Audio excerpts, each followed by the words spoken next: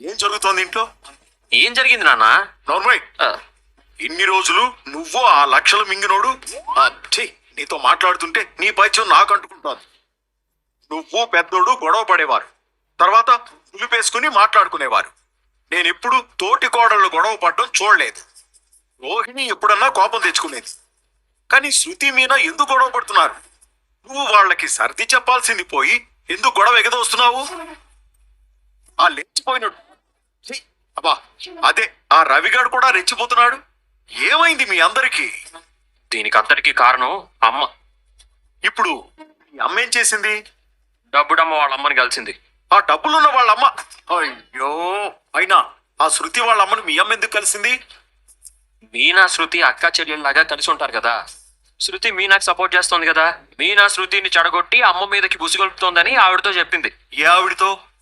ఆ డబ్బుడమ్మతో. ఆ డబ్బున్నమ్మ శృతి వాళ్ళ అమ్మ ఏం చేసింది? వెళ్ళి మా పూల కంపెనీ కలిసింది. పూల కంపెనీ? దేవుడా, మీనాని ఎందుకు కలిసింది? మా శృతికి దూరంగా ఉండమని చెప్పింది. చాలా గొడవ చేసింది. మీనాని నానా మాటలంది. చెంగు చెంగు నెగిరింది. చెడమడా తిట్టింది. ఆవిడ రోడ్డు మీద మీనాని తిట్టిందా? మరి మీ నలుగురు ఎందుకు గదిలో నానా మాటలు అనుకుంటున్నారు? మీరెందుకు చెంగు చెంగుని ఎగురుతున్నారు? ఒకళ్ళనొకళ్ళు ఎందుకు చెడామడా తిట్టుకుంటున్నారు?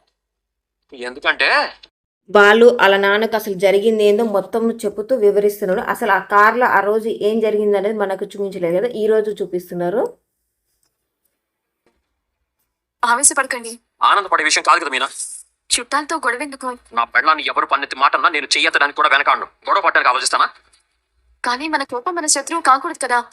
వాళ్ళు పొగరు చూపించినప్పుడు నేను కోపం చూపించకూడదా? అయినా నిన్న అనేంత ధైర్యం వాళ్ళకి ఎలా వచ్చింది? అది నాకు నచ్చలేదు. నేను కూడా గట్టిగానే సమాధానం ఇచ్చానని చెప్తున్నాను కదా. అసలు ప్రశ్నించే వాళ్ళే లేకపోతే మనకి సమాధానం చెప్పాల్సిన అవసరం రాదు కదా. అయ్యో, నా మాట వినండి. నీ మాట నేను వినడం కాదు, నా మాట నువ్వు విను. ఏమండి? ఇదంతా శృతి వాళ్ళ నాన్న ప్రోద్బలమే అయి ఉంటుంది. మన కుటుంబం అంటే మొదటి నుంచి వాళ్ళకి చిన్న చూపే. డబ్బును చూసుకుని పొగరు చూపిస్తున్నారు. ఒకసారి నా చేత దెబ్బతిన్నాడు, అయినా మారలేదన్నమాట. చెప్తా, ఈ రోజు నేనేంటో వాళ్ళకి చూపిస్తా. ఇప్పుడు మనం ఎక్కడికి వెళ్తున్నాం? ఆ డబ్బుడమ్మ వాళ్ళ ఇంటికి. శృతికి తెలిస్తే బాధపడుతుంది కదండి. ఏం పర్లేదు, నా భార్యను ఎవరైనా ఏమన్నా అంటే నేను ఊరుకోనని అందరికీ తెలియాలి. ఇప్పుడు వాళ్ళ ఇంటికి వెళ్ళి ఆవిడతో గొడవ పడడం వల్ల ఏం లాభం లేదు. ఆవిడ నన్ను తిట్టడానికి కారణమే అత్తయ్య. ఏంటి? అవును, అత్తయ్య చెప్పిన మాటలు వినే ఆవిడ నా దగ్గరికి వచ్చింది. ఆవిడేం చెప్పింది? ఈవిడ ఎందుకు వచ్చింది?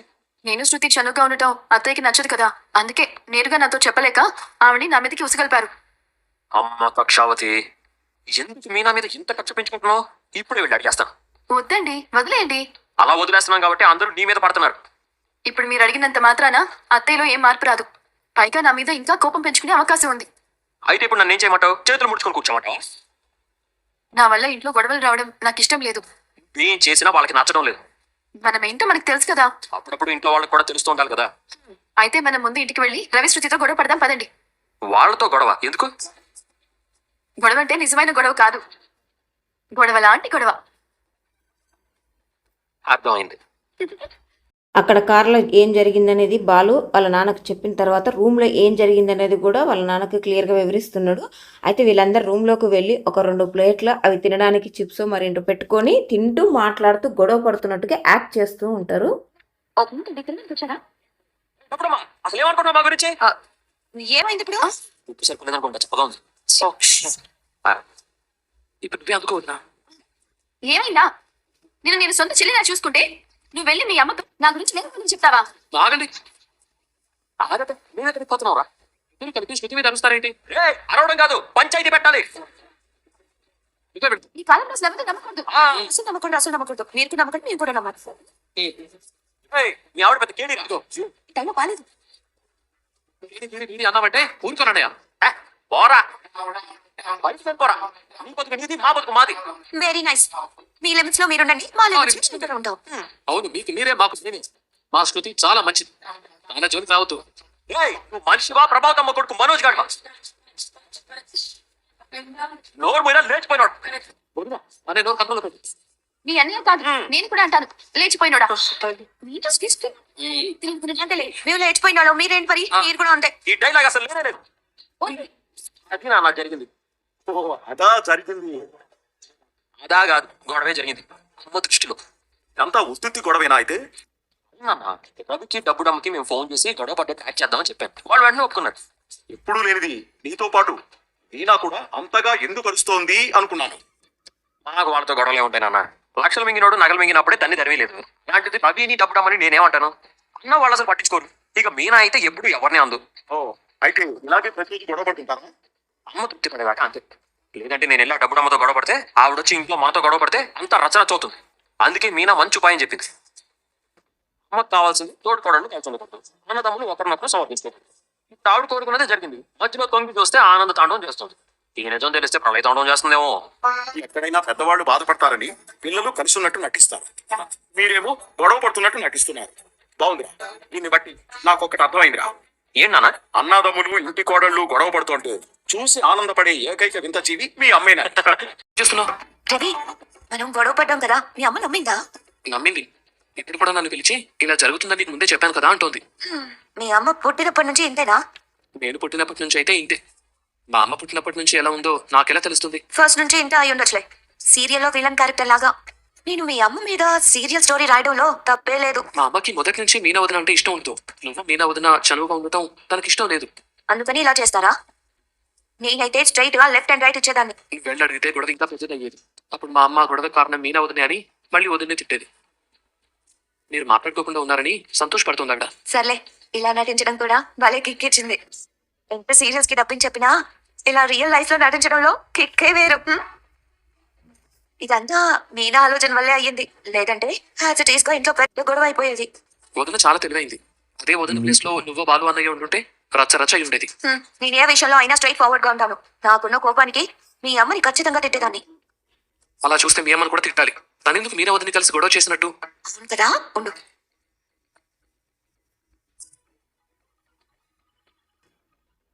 శృతి, ఎలా ఉన్నావు? మన రిలేటివ్స్ లో సైకియాట్రిస్ట్ ఒక ఆయన ఉన్నారు తెలుసా? అవును, మన పక్క వీధిలోనే ఉంటారు. అయితే ఓ పని చెయ్, నువ్వు వెళ్ళి ఆయన అపాయింట్మెంట్ తీసుకో. ఉన్నట్టుండి ఆయన దగ్గర అపాయింట్మెంట్ తీసుకోమంటున్నావు? ఏమైందే నీకు? నాకేం ప్రాబ్లం లేదు, నీకే పిచ్చి పెట్టింది. ఏంటి, ఏం మాట్లాడుతున్నావు? నాకు పిచ్చి పట్టడం ఏంటి? మరి నువ్వు అలాంటి పనులు కదా చేస్తుంది. నేనేం చేశానే? మీనా ఎందుకు కలిసా? ఓ, అంతలోనే వచ్చి నీకు చాడీలు చెప్పిందా? ఆ పని నువ్వు చేసావు, తాను కాదు. నీకు బుద్ధి లేదా? మినిమం కామన్ సెన్స్ లేకుండా బిహేవ్ చేస్తున్నావు ఏంటమ్మా? శృతి, నేను నీ తల్లిని. అలా బిహేవ్ చేయట్లేదు నువ్వు. మీ అత్తయ్య నాతో గొడవ చేసింది, నన్నేం చేయమంటావు? ఆ మీనా వల్లే నీకు ఆ ఇంట్లో చెడ్డ పేరు వస్తుంది. నువ్వు చూసావా? అన్నీ తెలిసినట్టు వెళ్ళి మీనా ఎందుకు తిట్టావు? తను బాధపడేలాగా ఎందుకు అలా మాట్లాడావు? శృతి, తన వల్ల నీకు చాలా ఇబ్బందులు వస్తాయి. తనతో నువ్వు కలవద్దు. తను మన స్థాయికి సరిపోదు. ముందు నువ్వు ఇలా మాట్లాడడం మానేయమ్మా. నేను ఎవరితో మాట్లాడాలో ఎవరితో మాట్లాడకూడదు నాకు నువ్వు చెప్పొద్దు. అంటే ఏది మంచో ఏది చెడో చెప్పకూడదా? అది తెలుసుకోలేనంత చిన్నపిల్లనేం కాదు నేను. నేను రవిని పెళ్లి చేసుకున్నాను. ఇదే నా ఇల్లు. ఇక్కడున్న వారే నా ఫ్యామిలీ మెంబర్స్. నువ్వు అనవసరంగా ఇంటర్ఫియర్ అవ్వకు. ఇకపై మీనాతో నువ్వు మాట్లాడావు అంటే నేను అస్సలు ఊరుకొని చెప్తున్నాను. అది కాదు, నేను చెప్పేది విను. నువ్వేం చెప్పొద్దమ్మా, నేను వినను అనుకున్నానే, కానీ ఏం అనలేదేంటి? బాగా సేఫ్ గేమ్ ఆడుతున్నావు. నాకు అనవసరమైన గొడవలు ఎందుకు? నాకు కొంచెం తుత్తర ఎక్కువ, ఏదో ఒకటి అంటాను. ఇప్పుడు మీ అమ్మ మీద కోపంగా ఉన్నావు కాబట్టి ప్రస్తుతాన్ని కూరుకుంటావు. కానీ ఏ వారమో 10 రోజుల తర్వాత నువ్వు మా మమ్మీ తిట్టావు కదా అని మళ్ళీ మొదలు పెడతావు. నాకెందుకు, అందుకే సైలెంట్ గా ఉంటాను. పర్లేదు, రియాక్షన్ నాన్ సింగ్ లో ఉన్నా డైలాగ్ కన్వే చేసావు. నువ్వు కొద్దిగా హస్బెండ్ మెటీరియల్ గా మారుతున్నావు. మంచిదే. Thank you. వయసు పైన పడే కొద్దీ ఒంటరిగా ఉండడం ప్రమాదమే కానీ పట్టించుకునేవాడు లేకపోతే ఏం చేస్తాం? బ్రతికినంత కాలం బ్రతికి కాలం చేయడం తప్ప. కన్న కూతురు బతికున్నా కూడా సుగుణమ్మకి కష్టాలేంటో. ఆ పిల్ల పెళ్లి చేసుకుని మొగుడుతో సుఖంగానే ఉంది. వీళ్ళే అనాథలైపోయారు.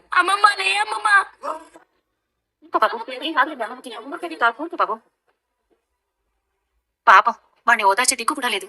కన్న తల్లి వదిలేసిపోయిందిగా, ఇంక ఇప్పుడు ఎవరు ఓదారుస్తారు? ఏడోకు బాబు. బాబు నేర్వద్దని చెప్పండి. అమ్మమ్మ ఊరుకో బాబు. బాబుని కొంచెం పక్కకు తీసుకెళ్తారా? పేషెంట్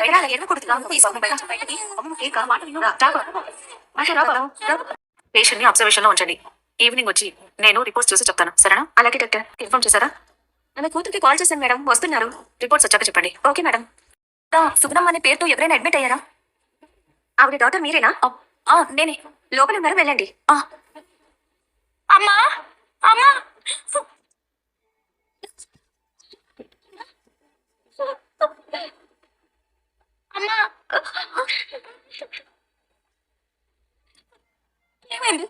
ఏమైందో తెలియదమ్మా, ఉన్నట్టుండి కళ్ళు తిరిగి పడిపోయింది.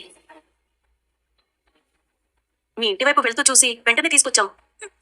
చాలా గొప్ప సహాయం చేశారు. నువ్వు మాత్రం మీ అమ్మకు అన్యాయం చేస్తున్నావు కళ్యాణి.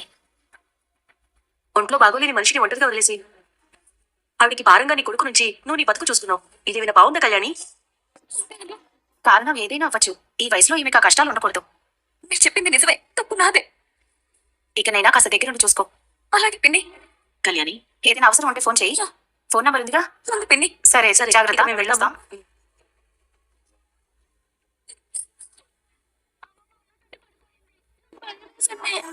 నేను వచ్చానుగా, ఇంకేం భయపడుకో.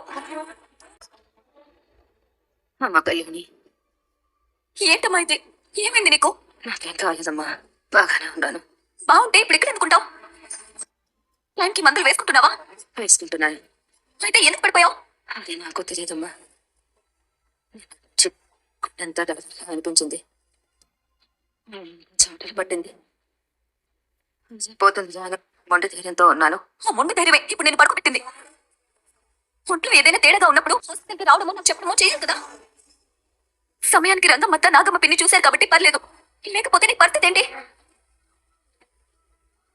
ఇంత డిస్కషన్ ఉండేది కాదు. Hello doctor. ఎవరి కూతురు మీరేనా? అవును డాక్టర్. హార్ట్ పేషెంట్ని ఇలా ఒంటరిగా వదిలేయకూడదని తెలీదా? నేను రెగ్యులర్ గా కాంటాక్ట్ లోనే ఉంటాను డాక్టర్.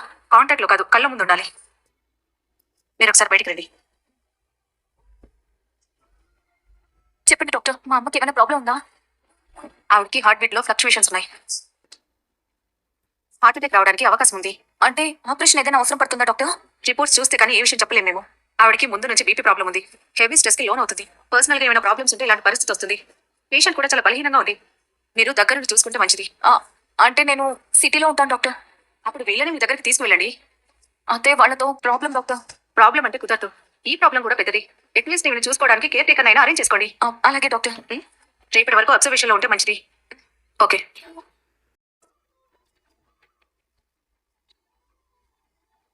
ఏమన్నారమ్మా డాక్టర్ గారు? ఏం లేదులే, ఇంతకు ముందు కూడా నీకు ఇలాగే వచ్చేదా? అలా వచ్చినప్పుడు నాకు ముందే చెప్పాను కదమ్మా. నీకు చెప్పి ఇబ్బంది పెట్టడం ఎందుకని? నేను సరిగ్గా చూసుకోవట్లేదని డాక్టర్ నన్ను తెలిపే ఓకేనా? అయినా ఎందుకు నువ్వు ఎన్ని టెన్షన్లు పెట్టుకుంటున్నావు? ఎప్పటికప్పుడు నేను ఫోన్ చేస్తున్నాను కదా. ఇప్పుడు నేను పోతే చెట్టు పరిస్థితి ఏంటో తెలియక భయం అంతా. వాడిని కన్నదాన్ని నేను లేనా? ఇప్పుడు ఉన్నా ఏం చేస్తున్నా? నా పరిస్థితి నీకు తెలుసు కదమ్మా. అందుకే నేను ఈ వాళ్ళతో వీళ్ళని సరిగ్గా చూసుకోలేక నా బాధ నాది. అంతా నా తలరాత. నువ్వు ఇలా మాట్లాడి నన్ను బాధ పెట్టుకో. సరైన నిర్ణయాలు తీసుకోకుండా తలరాతని తలపెట్టుకుంటే సరిపోతుందా? నేనే ఏదో ఒకటి చేస్తానులే. అన్నం చూసుకోవడానికి ఎవరినో ఒకరిని చూడాలి. ఎక్కడుంటాను? కారులో అరగంటలో అక్కడ ఉంటాను. సరే ఉంటాను. అరగంట డెస్టినేషన్ చేరుకోగలమా? చేరుకుంటాం సార్, ఇంకా ముందే వెళ్ళిపోతాం. ఏ సార్, ఏమైనా సినిమా చూసారా? కాదు, గొంతు కోయించుకునే ముందు మొహం చూపించాలంట, అందుకు వెళ్తున్నాను. గొంతు కోయించుకోవడం అదేం సార్? పెళ్లి చూపులంటారులే, అమ్మాయిని చూడడానికి వెళ్తున్నాను. ఎందుకలా పెళ్ళంటే భయపడుతున్నారు? కొంతమంది సొంత అనుభవాలు చెప్పి భయపెడుతున్నారు. ఈత నేర్చుకోవాలంటే ఒడ్డునుంటే కుదరదు, నీళ్ళలోకి దిగాల్సిందే. తర్వాత మీరే నిదానంగా నేర్చుకుంటారు. మీకు పెళ్ళైందా? అయింది సార్. నీ లైఫ్ ఎలా ఉంది? లేకపోతే ఉంటే నేను ఉంటే పెట్టుకున్నాను. అయితే తీయటి గొడవ అంటే అంటే అదేదో అంటారు, ప్రవేశం ప్రణయకలమ్మా. అదే అదే అదే అదే ఆ గొడవ బాగుంటుంది సార్. సరే, మా వాళ్ళు మెసేజ్ పెట్టారు, మంచి సమయం 20 నిమిషాలు దాటితే ఉండదంట. మీకు ఎందుకు సార్, 1/2 గంటలో తీసుకుంటా.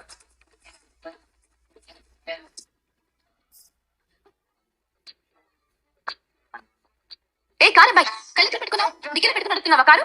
స్కూటీ నీ కళ్ళ ఎక్కడ పెట్టుకున్నావు? ఆ పూల కంపలో దాక్కున్నా. నేను చూసాను కాబట్టి పెద్ద ప్రమాదం తప్పింది. ఎందుకు ఏం చేసింది? నేను చూశాను కాబట్టి నీ అందమైన మొహానికి చిన్న గాయం కూడా కాలేదు. ఇంట్లో మీ ఆవిడకి చెప్పొచ్చావా? మా ఆవిడకి చెప్పకపోతే పక్కింటి ఆవిడకి చెప్పొస్తానా? నాకు టైం అవుతుంది, ముహూర్తం దాటిపోతే చూడడం కుదరదంట. ఉండండి సార్, ఏం పెళ్లి చేసుకుంటారు? పెళ్లి చేసుకుని మేమే సుఖపడుతున్నాం. ఇదిగో ఇలాంటి వాడిని పెళ్లి చేసుకుని ఇతని పెళ్ళ మాత్రం ఏం సుఖపడుతుందో మనకేం తెలుసు?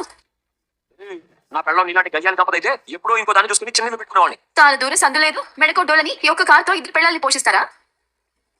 బాబు, నాకు ఒక్క పెళ్లి కూడా కాలేదు, నువ్వు ఏకంగా 2 పెళ్లిల గురించి మాట్లాడుతున్నావు. నన్ను తీసుకెళ్ళి బాబు. ఏ వాగమయ్యా, ఈ గడ్డ పొడికి నిలవెత్తున పొగుంటుంది.